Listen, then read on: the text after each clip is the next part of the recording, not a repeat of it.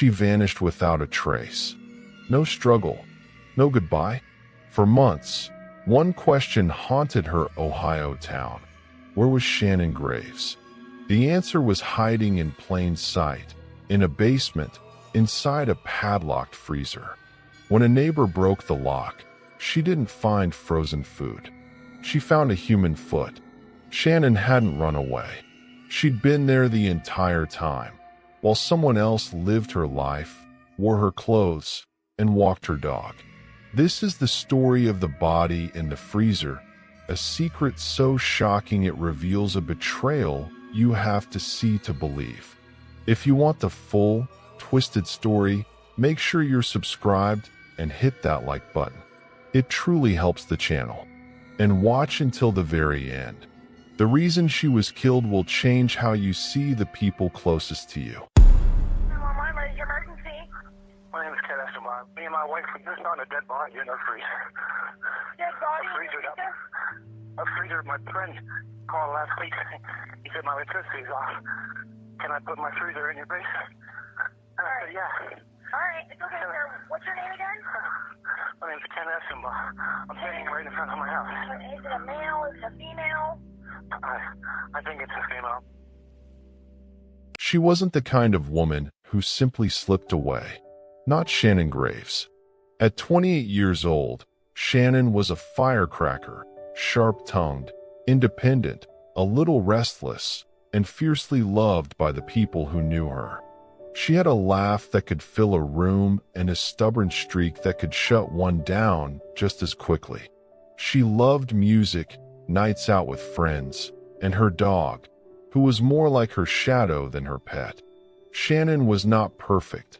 She struggled, like so many young people in Rust Belt towns do, with jobs that never paid enough, relationships that rarely gave back as much as she put in, and a city that seemed to be crumbling around her. But she was alive in every sense of the word, which is why, when she suddenly went silent, her absence rang louder than any scream. To understand Shannon's disappearance, you first need to understand where it happened. Youngstown, Ohio, a place built on steel and sweat, once bustling with mills that ran day and night, now reduced to hollow factories, boarded-up storefronts, and neighborhoods where hope felt like it had been pawned off decades ago. By 2017, the city carried a reputation, drugs, crime, and a sense that if bad things happened here, they stayed hidden. But even in a city hardened by loss, people weren't prepared for Shannon's story. It was the summer of 2017 when Shannon's world went quiet. At first, it was small things. A text message unanswered. A phone call sent straight to voicemail. Her sister, Debbie, wasn't alarmed at first. Shannon could be unpredictable. Maybe she was laying low. Maybe she was blowing off steam. Shannon had her moods, sure, but she always circled back. Only this time, she didn't. The days stretched on. Plans went unmet. Friends called and got nothing. Debbie's messages shifted from casual to concerned to desperate. Shannon, it's me. Just call. Please. Let me know you're okay.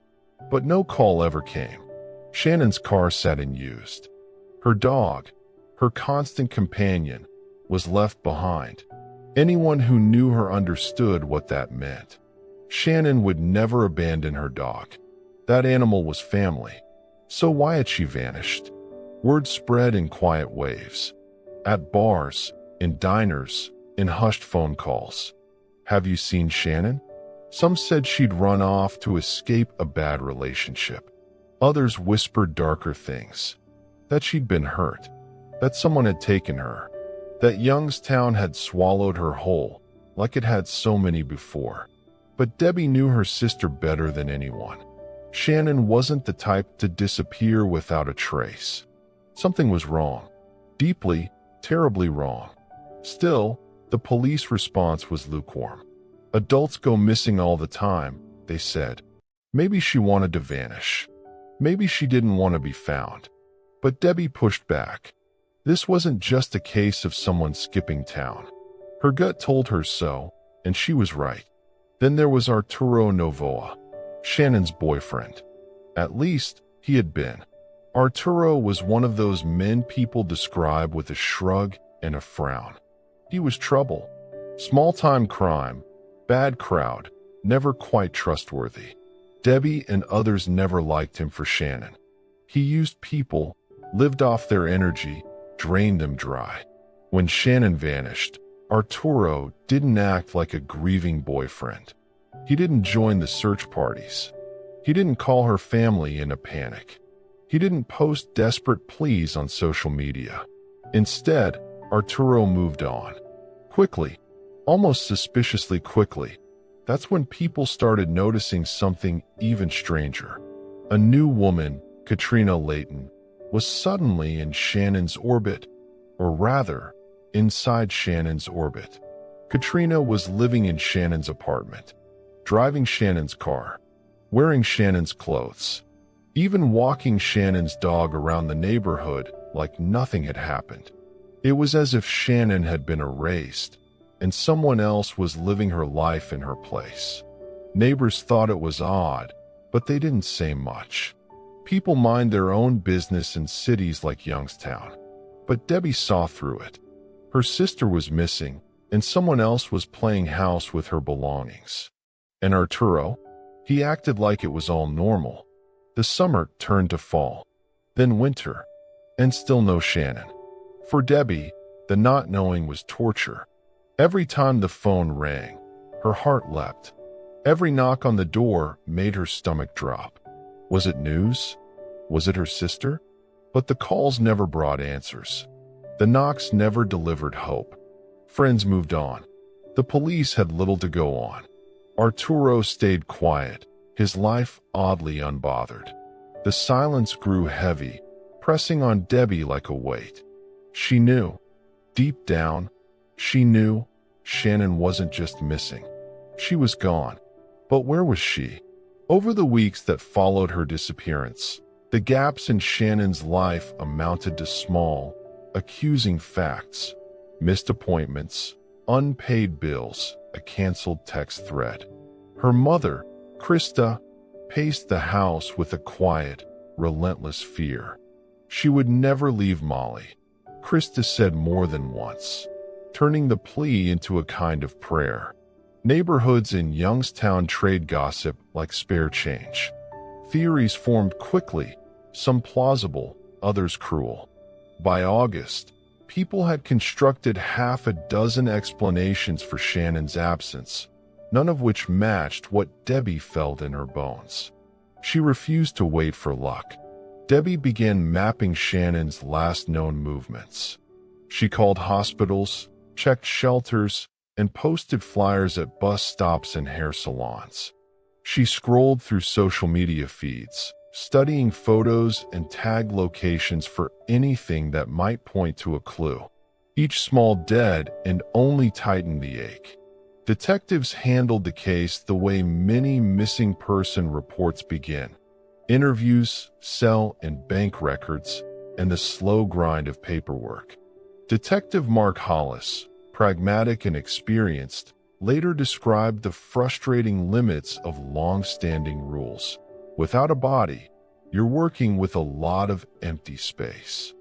That legal reality, while cold, did not stop Debbie from pushing, and she pushed hard. She started a Facebook group, Find Shannon, Youngstown, that drew friends, volunteers, and strangers. Tips rolled in, some helpful, some not. A woman from another town claimed she'd seen someone resembling Shannon on a bus. A barber posted a brief clip. Each new lead required triage. Each false hope felt like a fresh wound. There were small discoveries that kept the family on edge. In October, a discarded suitcase was found behind a nightclub. Inside were gloves, a dress, nothing that explained her absence, but enough to create headlines that read like short stories and stung like salt. Arturo's behavior only widened the list of questions. Neighbors reported that he used Shannon's car after she vanished. He'd been seen with Katrina, who seemed increasingly comfortable in Shannon's life. Arturo said he had not seen Shannon since February. Others remembered differently. Then there was John, a rough-edged ex who returned to town around the time Shannon disappeared. He said he had tried to win her back, but his criminal history made him a person of interest rather than an easy witness. As the seasons turned, public attention frayed. The Facebook group cooled, and leads dried. The city, thick with its own troubles, moved on. But one ordinary choice, a woman checking a second-hand freezer in a basement for meat, would crack the case back open in the most grotesque way. In a modest house not far from Shannon's neighborhood, Jill Essenboe had taken in an old, upright freezer a friend needed stored. The friend had said the power in his apartment was off, and he didn't want his freezer defrosting, so he left it in Jill's basement. It was padlocked, but who gives much thought to old appliances? One afternoon, Jill went to the basement looking for meat to throw into a pasta sauce. She pried up the padlock with a screwdriver because she assumed it contained frozen steaks, not secrets. When she opened the lid, she saw black trash bags and then a pale, rigid foot poking from one of them. The image is impossible to forget. An ordinary person expecting ordinary groceries and finding a human appendage instead. Jill slammed the freezer shut, her hands shaking, and called her husband Ken.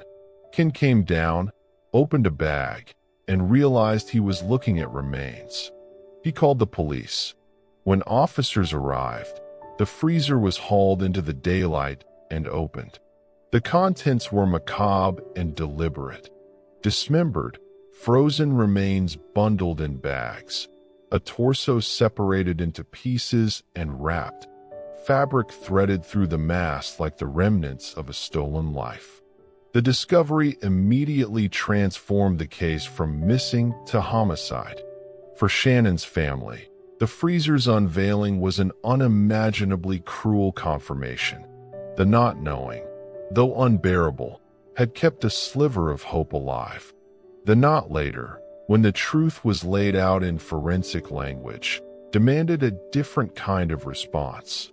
Legal inquiry, police procedure, and a public reality that could not be returned to its previous innocence. News moved quickly. Reporters gathered outside the Essenboe's home, and the local paper ran a stark headline, "Body Found in Freezer."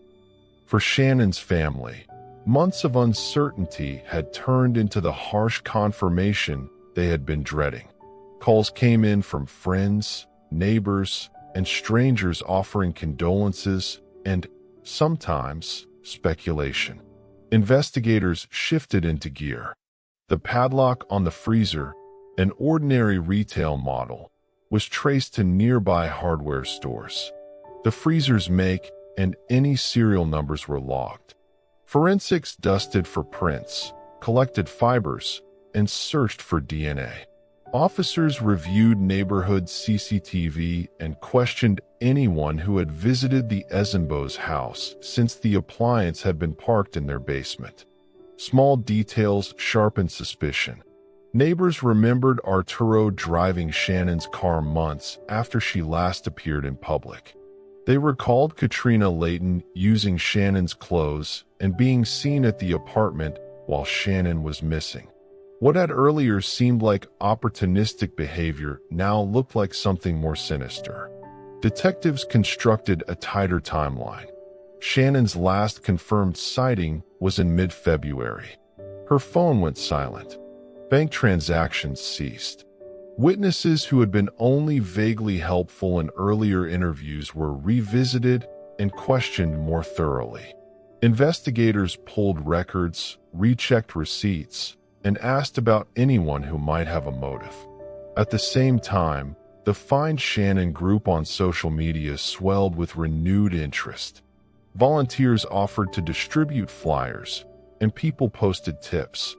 The influx of eyes pushed the police to act on leads that might otherwise have been slow to develop. For the family, the discovery of the freezer shifted the energy of grief into action.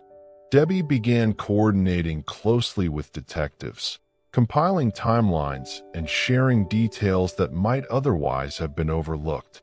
Krista met with officers and answered questions that required a mother's memory: jewelry, scars, habits, things that might help identify remains or an item of evidence.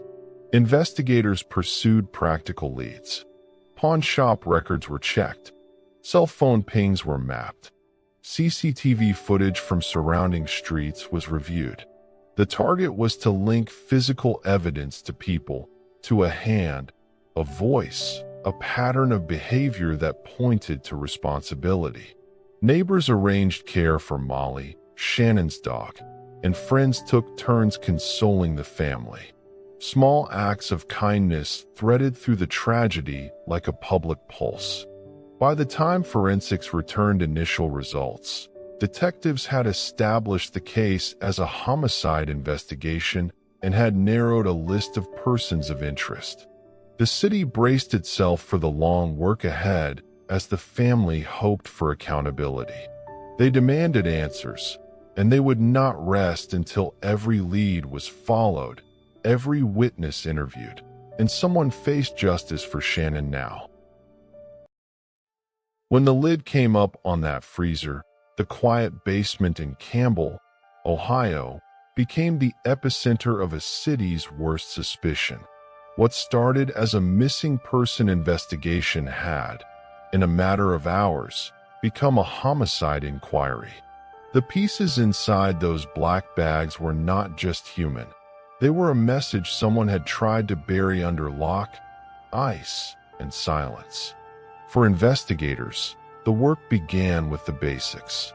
The body was moved to the Mahoning County Coroner's office. Technicians in blue gloves recorded every scrap, every stitch, every smear. Because in homicide work, detail is gravity. Small particulars anchor big truths. A fingernail, a fiber, a pattern in a seam. These would be the threads detectives would pull until the whole thing unraveled. The first hurdle was identification. The freezer had preserved tissue in a manner that made certain markers legible. Dental records were requested and compared. In the flicker of microscopes and dental charts, Shannon's teeth matched. The result was both merciless and final. The missing woman was no longer missing. She was dead. For Debbie and Krista, that confirmation erased the last shelter of hope. A mother's prayer and a sister's stubborn optimism gave way to a legal reality that demanded answers. "They put my baby in a freezer," Krista would tell reporters, voice breaking. Those words, raw and simple, would become the refrain in every conversation that followed. The coroner's report detailed extensive trauma and dismemberment. The head, it noted, was missing. Manner and cause of death initially required further analysis. Forensic anthropologists began the slow, clinical work of reassembling a life from parts, thawing them out, cataloging their condition, matching wounds to weapons or tools. Each step took time, but also sharpened the outline of what had happened. Detectives combed the scene for trace evidence. Fibers clung to bag seams. Partial fingerprints ghosted on the freezer's exterior. A strip of fabric, familiar to one family member, turned out to be part of a blanket Shannon's mother later identified. It is extraordinary how something as ordinary as a blanket can tie the domestic to the criminal, and suddenly a mother's memory is a key piece of material proof. The freezer itself had a story to tell. Arturo Novoa had purchased it months before and had, according to neighbors, moved it around the neighborhood in the days after Shannon disappeared. He had told friends the unit was full of meat and asked a favor. Could someone take it into storage while his power was off? A friend agreed, and the freezer ended up in a basement under a padlock. It was an everyday transaction until it wasn't. Detectives traced that chain carefully. Transaction receipts, store records, and eyewitness accounts placed Arturo with the appliance in the weeks after Shannon's last known sighting. It was circumstantial but damning when paired with other material. The padlock, ordinary and unremarkable, was linked to a key that resurfaced during interviews. Small things that, when stacked, become a wall. While the physical evidence amassed, detectives also had to chase behavior. Arturo's conduct after Shannon vanished was strange in ways people noticed but did not immediately understand. He appeared to move on quickly, social media quieter where grief would be expected, and new relationships forming in the shadow of her absence. One of those relationships, with a woman named Katrina, would become central to the investigation. Katrina Layton stepped into Shannon's life with a familiarity that unsettled neighbors. Clothes that had once belonged to Shannon were worn in public. Shannon's car was seen in Katrina's possession. Shannon's dog was walked by Katrina as if it were hers. For those who loved Shannon, it looked like theft of a life, not merely of things. When officers first interviewed Katrina, she offered explanations that sounded rehearsed. She'd been helping, she said. Arturo had asked her to take care of certain items. She was matter-of-fact, even mildly annoyed at the attention. Detectives listen for that chill. When a person's effect doesn't match the gravity of the crime, it becomes a bellwether. Digital forensics began to fill in gaps where human memory failed. Cell phone records are unsparing. Ping maps, call logs, timestamps that betray movement. Arturo's phone, investigators discovered, remained active in town after Shannon's disappearance. His browsing history contained searches about disposal methods and freezer storage, searches that, when connected to physical evidence, developers of a case can use to build motive and knowledge. Katrina's accounts displayed activity traced to Shannon's online profiles as well. Messages were exchanged that kept the illusion Shannon was still around. Witness interviews were a tangled weave of loyalty, fear, and memory.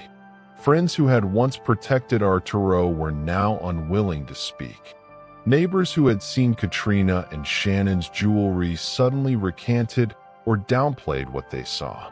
Fear has a way of making stories smaller, and in neighborhoods with histories of distrust and law enforcement, getting the full truth is painstaking.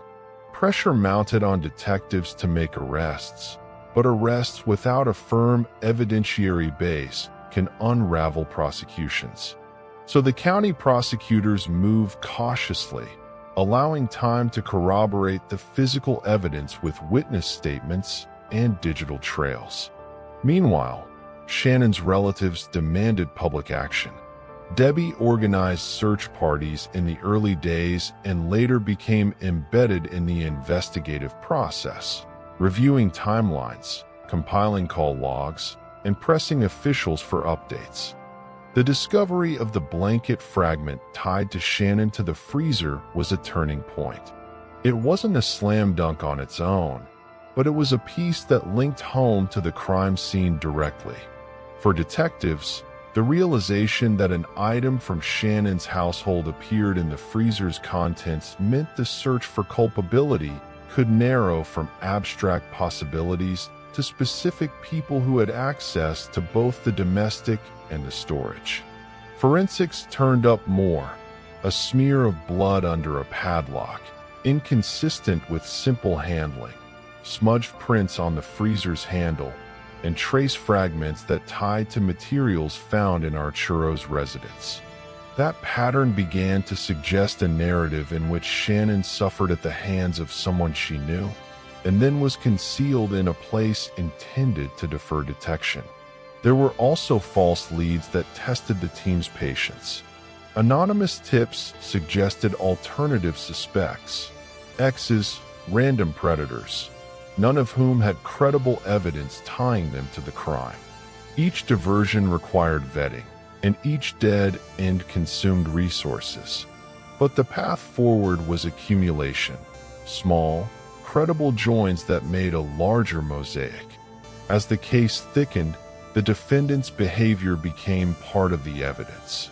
Arturo was evasive in interviews, and inconsistencies crept into his timeline. He claimed he had no idea what was in the freezer, but friends described a volatile temper and arguments that, retrospectively, looked like warning signs. Katrina, who had seemed indifferent, began to look like an active participant in the narrative. She had moved into the apartment, used Shannon's belongings, and been seen burning items at a bonfire months after Shannon vanished. Actions that, in investigators' eyes, suggested more than casual involvement. The investigators compiled this mosaic of physical, digital, and human evidence into a probable cause document. Prosecutors reviewed it, requested additional analysis, and then sought arrest warrants. On a hot July day, law enforcement executed those warrants. Arturo Novoa and Katrina Layton were taken into custody and booked on charges related to abuse of a corpse and obstruction. The news lit up the small city. Neighbors craned to see the handcuffed figures, and the families of both the victim and the accused watched helplessly as the first public, legal steps were taken. Arrests do not equal convictions. Defense attorneys threatened to challenge chain of custody claims and to argue that circumstantial evidence cannot stand alone. The defense painted quieter portraits of their clients, a young man with a troubled past and a woman trying to survive in a difficult economy. The prosecution, however, had forensic points that demanded answers, items tied from home to freezer to suspects, and a digital trace that suggested knowledge, not ignorance. As pretrial proceedings moved forward, the community's reaction was mixed. Some celebrated the arrests as a measure of justice. Others feared they were premature. The press coverage was relentless, with radio and social media picking apart every live update. For Shannon's family, the arrests did not equal closure. They brought a flurry of legal motions, hearings, and the slow progress of discovery that would take months, if not years, to resolve. Even so, the arrests marked a pivot. The story had moved from speculation to the formal machinery of justice. Detectives had done the patient, ugly work of tracing a life to a location and a place to people who could answer for it. The freezer that had been a chorus of silence now stood as a focal point of accountability. But the deeper questions remained. Motive matters. Why would someone do this? Was it a crime of passion that spiraled into cold calculation, or a premeditated erasure? Those were the questions prosecutors would have to answer for a jury.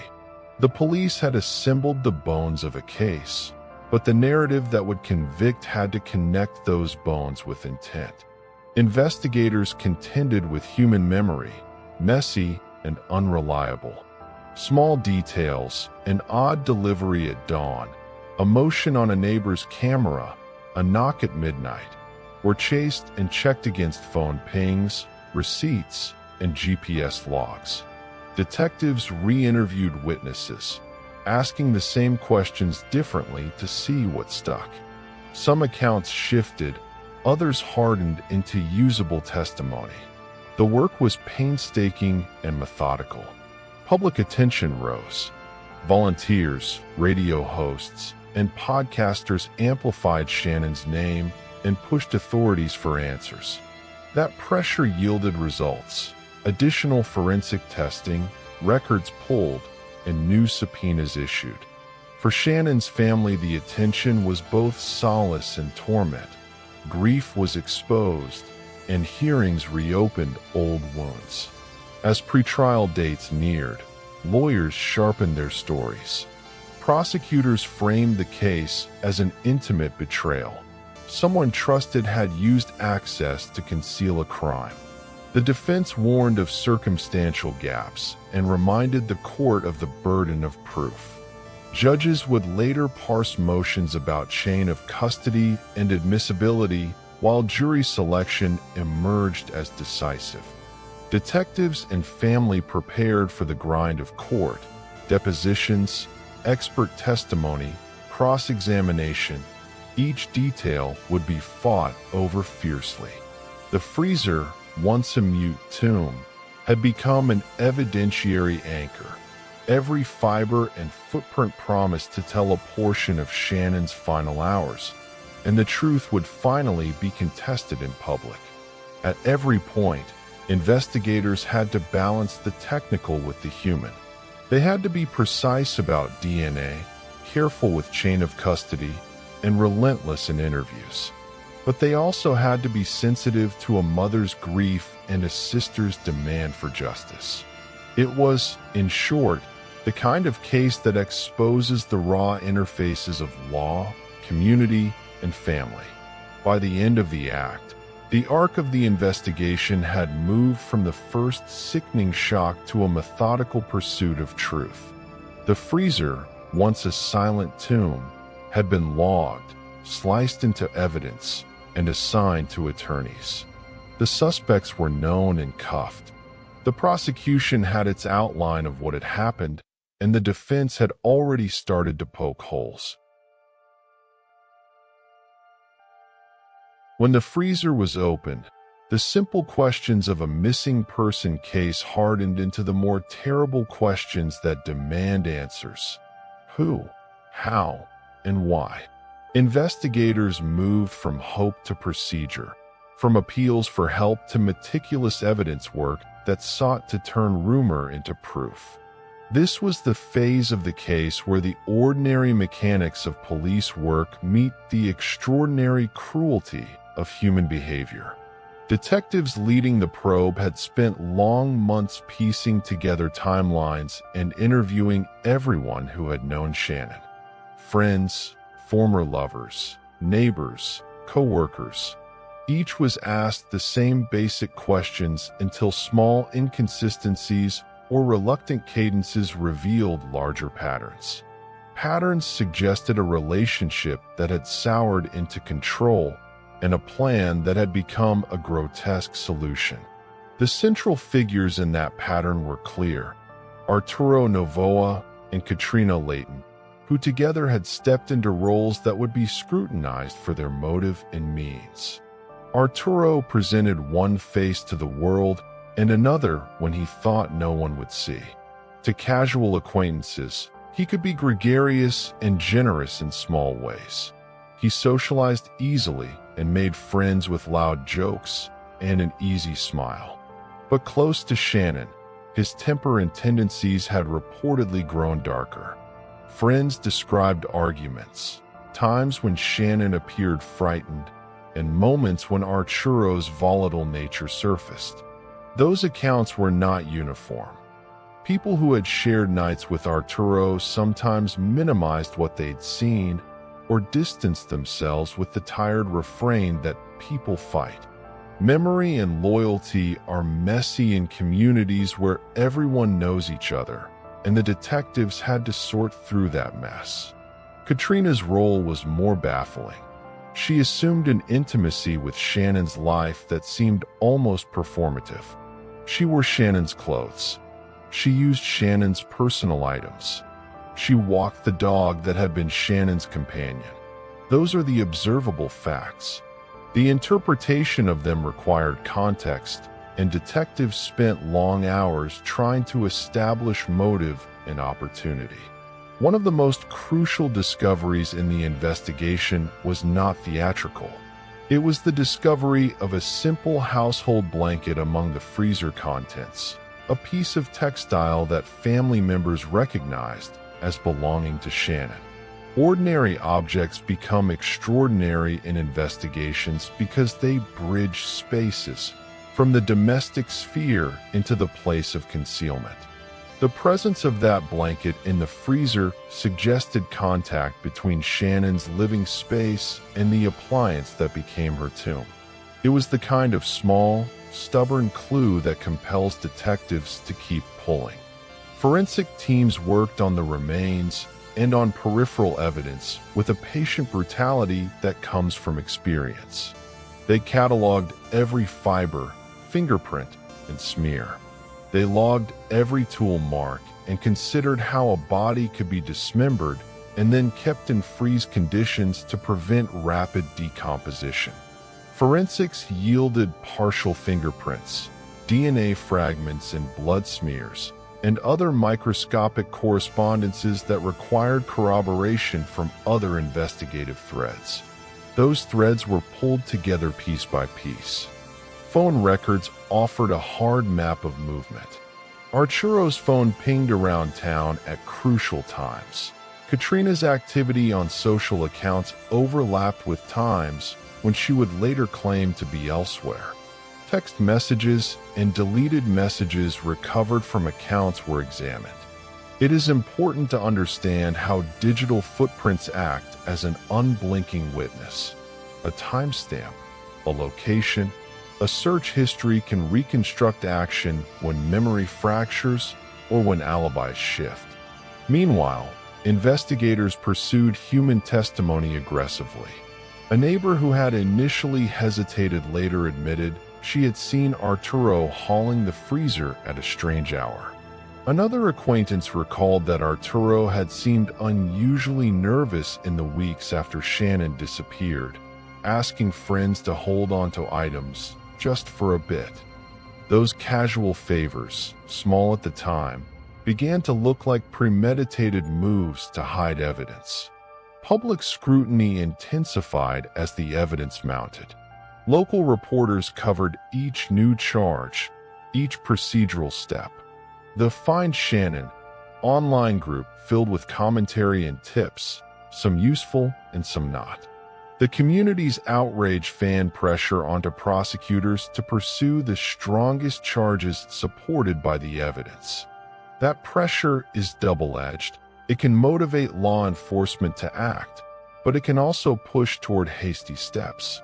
In this case, prosecutors took pains to bolster forensics with corroborating witness statements and digital evidence, so the case could survive defense scrutiny. The arrest of Arturo and Katrina was a watershed moment. When officers brought them into custody, the community watched with a mix of relief and revulsion. Chain of custody protocols had to be airtight. Any misstep could allow defense attorneys to argue that evidence was contaminated or mishandled. Detectives documented each transfer, each package, each swap. The meticulousness of these steps reflected an awareness that the courtroom would demand narrative clarity and evidential precision rather than public outrage. Pretrial motions were the next battleground. Defense lawyers pushed to suppress certain pieces of evidence, questioning the legality of search warrants and the admissibility of items recovered. Prosecutors fought to keep the forensics intact and the narrative coherent. These legal fights are often invisible to the public, but they shape which fragments of truth survive to be told to a jury. For Shannon's family, the motions were yet another source of agony. Legal procedure can feel like obstruction to people who only want the truth and closure, but the process is how justice attempts to fairly weigh proof against the rights of the accused.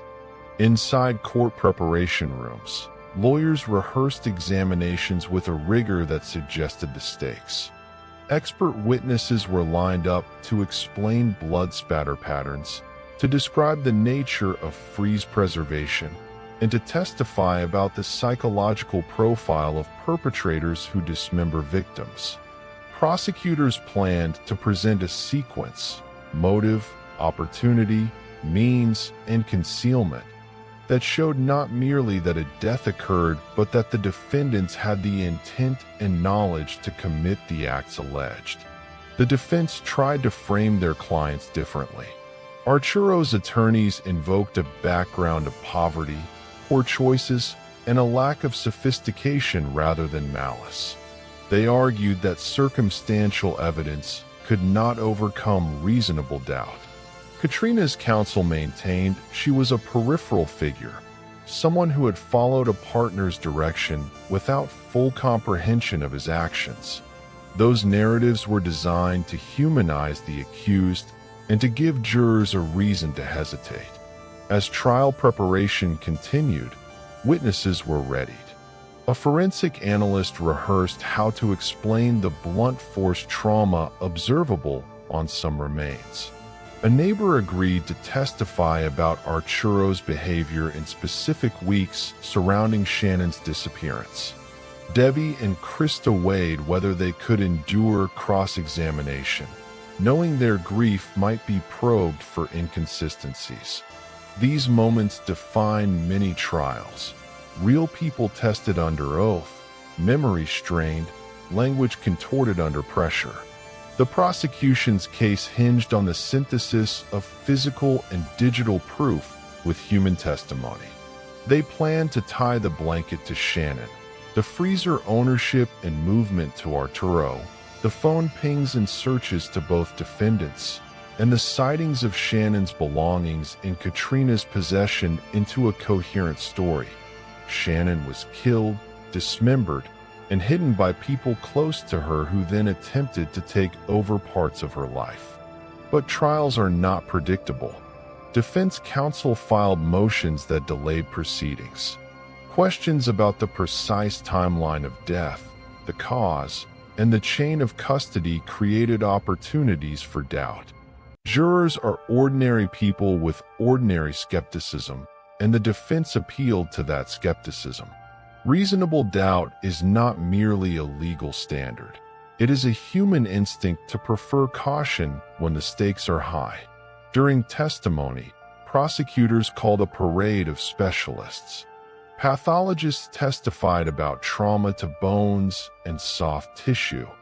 Digital analysts explained how metadata from phone records tied locations to actions. Friends and neighbors recounted observations, some of which corroborated forensic sequences. Under cross-examination, some witnesses stumbled.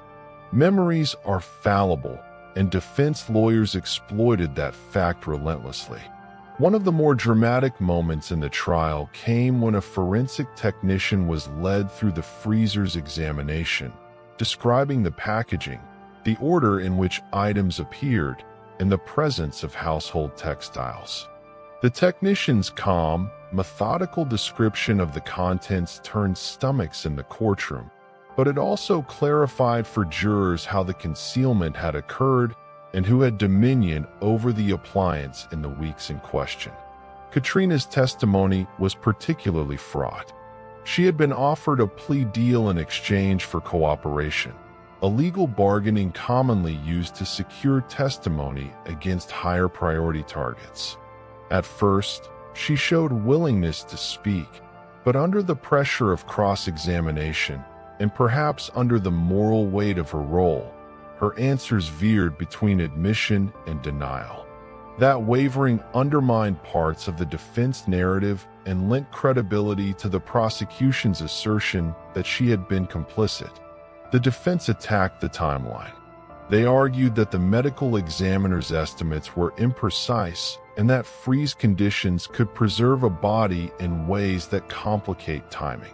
They highlighted potential contamination issues and questioned how reliably a blanket could be tied to one person in a house where multiple people had visited. That strategy placed the burden back on the prosecutors to show not just coincidence, but a pattern of behavior and knowledge. Families of victims often find trials to be strange paradoxes. They are about truth and also about performance. They are legal hearings and public rituals. For Debbie and Krista, the courtroom was where their private grief became a public, adjudicated fact. They endured the spectacle because they hoped a verdict would mean accountability and a measure of closure. Neither outcome would ever restore what they had lost, but it could name the wrongdoers and prevent further harm. As closing arguments approached, both sides sharpened their stories. The prosecution painted a portrait of deliberate concealment in an effort to replace Shannon's presence in life with manufactured normalcy. The defense urged jurors to find gaps, inconsistencies, and lingering doubt. The judge instructed the jury on the law. The tone in the room shifted from argument to consideration. Beyond the courtroom, Shannon's name became a fulcrum for public conversations about safety, gendered violence, and accountability. Community groups organized vigils and information sessions on domestic abuse. Neighbors who had once shrugged now spoke openly about warning signs they had ignored. Art installations and memorials appeared on porches and in parks, small reminders that a life had been taken and that the city would not entirely let that life be erased. Media attention grew also into cultural conversations. Podcasts dissected the case. Civil society groups published resources on recognizing coercive control, and local leaders urged better coordination between social services and law enforcement. The trial, horrific as the facts were, sparked a kind of civic examination. What did the city owe to victims? How should neighbors respond? And how can the slow bureaucratic momentum that often leaves disappearances uninvestigated be remedied? At the same time, the family guarded private grief. There is a public calendar of hearings and a private life of mourning, and the two do not map neatly onto one another. Some days, Debbie would reminisce about Shannon's laugh. On others, she sat silently reviewing transcripts, steeling herself for cross-examination. Krista supplied DNA samples, photographs, cherished items, anything that might anchor the medical record to the human being who had been taken from them. Lawyers on both sides understood the importance of narrative in the eyes of jurors. Prosecutors constructed a story that was chronological and visceral. They wanted jurors to feel the cohesion of the state's version of events. Defense counsel sought to puncture that story with alternative explanations, to remind jurors of the hair-thin difference between suspicion and proof. Both approaches are constitutional imperatives. The state must prove guilt beyond a reasonable doubt, and defendants are entitled to vigorous defense. Through all of this, the community watched, and the family held on to the fragile possibility that a verdict could provide a boundary around their grief. Accountability would not repair the past. It might, however, prevent similar harms in the future by ensuring perpetrators are unable to harm again. For now, the courtroom's proceedings moved forward. Testimony, rebuttal, and the slow counting of evidence that would culminate in a decision about responsibility and consequence. The jury filed back into the courtroom in careful silence. Their faces betrayed nothing, but the weight of their decision hung in the air like static. Debbie and Krista sat in the gallery, their hands clenched tightly, bracing themselves for words they had both prayed for and dreaded. For more than a year, Shannon Graves had been at the center of this case, not only as the victim whose body had been concealed in a freezer, but as the young woman whose life and memory demanded justice. Now, it was time to see whether the system would deliver it. The clerk rose and read the decision. On the charge of aggravated murder, we, the jury, find the defendant, Arturo Novoa, guilty. The words struck like a thunderclap. Debbie gasped, covering her mouth as tears spilled down her face. Krista lowered her head. whispering a quiet prayer of gratitude. The tension that had gripped the family for months broke, replaced by a flood of relief and grief intertwined. Count after count followed. Abuse of a corpse, tampering with evidence. Guilty, guilty, guilty. For Katrina Layton, the outcome was different. She was not convicted of murder, but she did not walk free. Her complicity in the aftermath, living in Shannon's apartment, wearing her clothes, helping to conceal the crime, earned her charges of obstruction and complicity. She would face prison time, but far less than Arturo.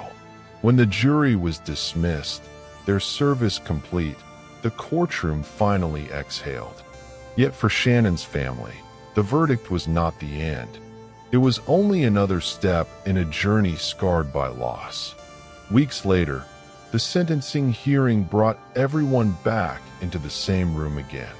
The air was thick with anticipation. This was where punishment would be measured, where words like life and years would try to quantify something that could never truly be repaid. The judge listened as prosecutors outlined the brutality of the crime. Shannon's violent death, the dismemberment, the freezer concealment, and the audacity of Arturo and Katrina attempting to live off her life as if she had never existed. Defense attorneys made their final pleas for leniency, arguing that Arturo's background of hardship should be considered, that Katrina's role had been secondary. But those arguments landed weakly in a room where grief had louder echoes. Then came the moment that silenced everyone, the victim impact statements. Debbie stood at the podium, clutching a written statement, but speaking mostly from the heart. My sister was more than a victim. She was my best friend, my anchor. She loved fiercely, she laughed loudly, and she cared for her family with everything she had. Arturo didn't just take her life. He tried to erase her, to take over her world as if she was nothing. But she was everything to us, and we will carry this pain forever. Krista followed, her voice trembling but unbroken. I gave DNA so they could prove what we already knew in our hearts. But I shouldn't have had to. I shouldn't have had to confirm that my sister was the one in that freezer. She deserved so much more.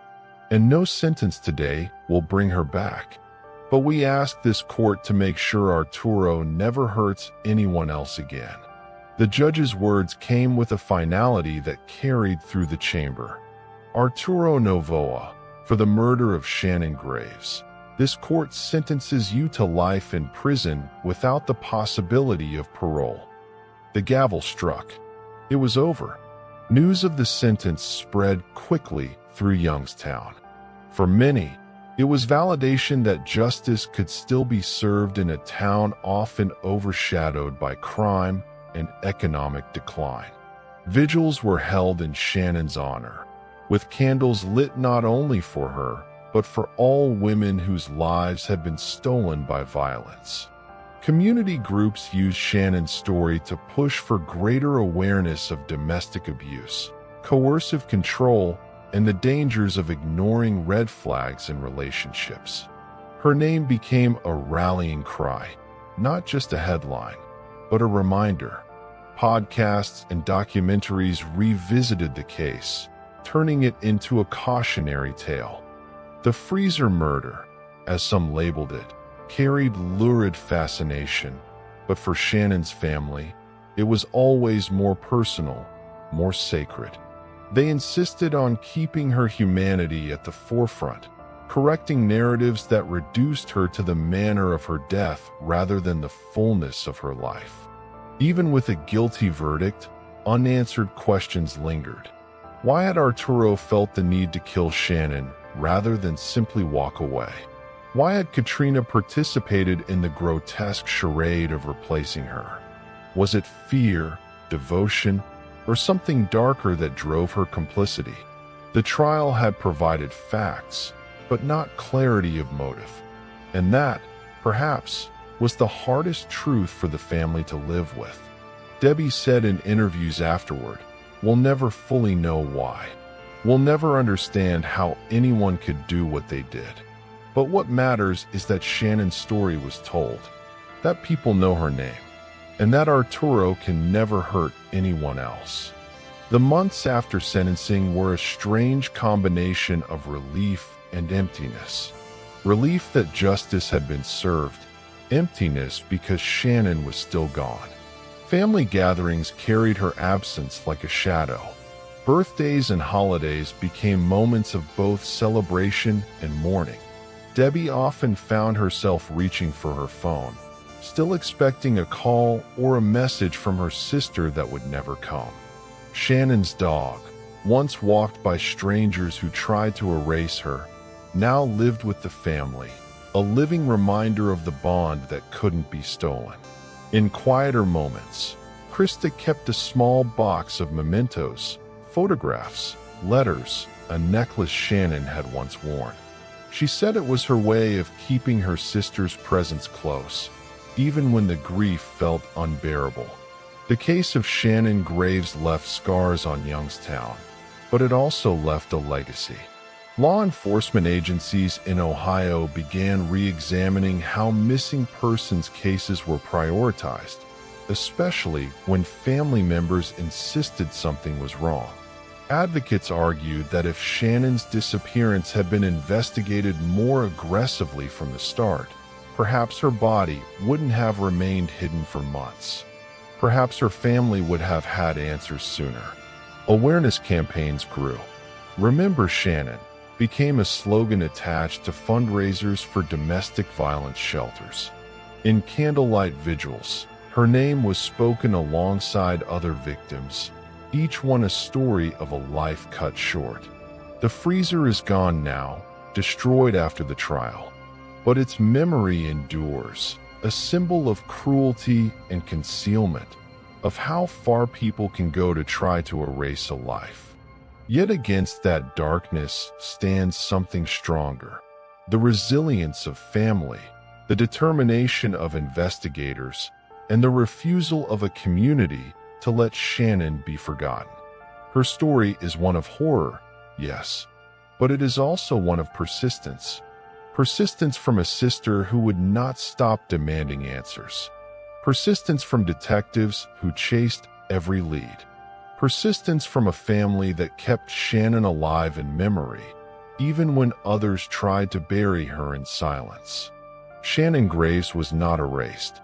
Her life was stolen, but her story remains. And in that story, her name endures as both a warning and a testament.